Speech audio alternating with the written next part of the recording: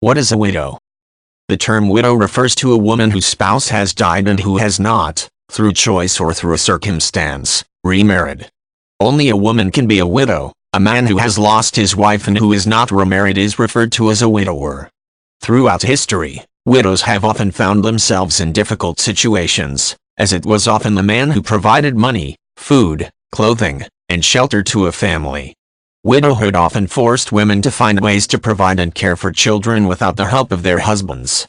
This is not as much of an issue in modern times, as many women are more independent and more able to provide for themselves and for their families than they were in the past. A widow can be treated in many different ways based on the culture in which she lives. In many modern societies, she is able to remain financially independent by working, conducting business, living from inheritance or accepting assistance from a wealthy relative.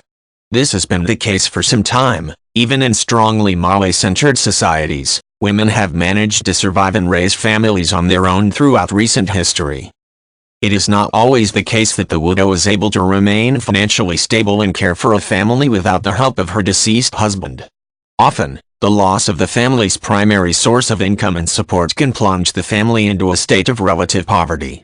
Women are often forced to remarry. If they do not do so, they risk losing their children. In some past societies, a widow was actually required by law to remarry. Sometimes she was even forced to marry the brother of her deceased husband. He was put to shame if he refused to accept her.